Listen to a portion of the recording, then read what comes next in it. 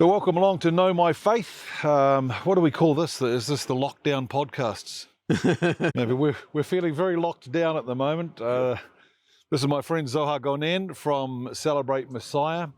Zohar's been up here in the Bay of Plenty speaking at a couple of places. We had a Shabbat meal, a Shabbat evening on Waihi. How was that for you? Yeah, it's difficult to pass on like the feeling of it, the homey feeling that you have for a tradition like that, because it always reminds you, yeah, this is what we do at home. This is something that's close to our hearts, and to pass that feeling to others, it's a little bit difficult, tricky, but possible. So I like to combine it with a potluck dinner because Kiwis are really at home and comfortable with a potluck dinner. I think everybody likes dinner. Yeah. It's a potluck dinner, but I explain beforehand just a little bit about what the traditional Friday night in the mind of the Israeli, well, not even just the Israeli, in the mind of a Jewish person, with the two candles, the challah bread and the wine, and explain why those are there.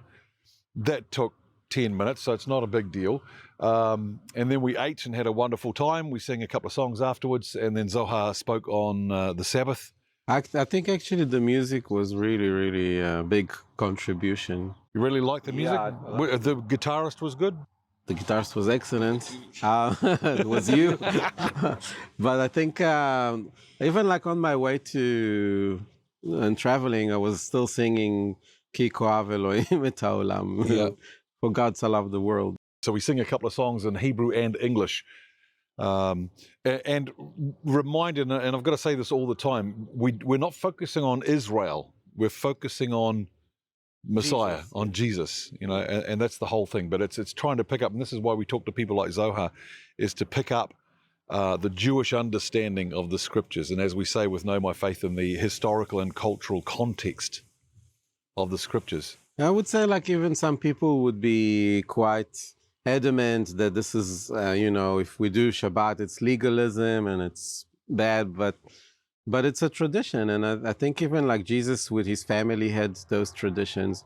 It doesn't mean that having that as a family tradition is wrong necessarily, unless you trying to do it religiously. And that's what, when the tradition becomes a law, that's when things go sour. That's we were talking about Steve Shermet, which you would see in one of our earlier podcasts. He's the American Jewish actor who had a couple of parts in The Chosen.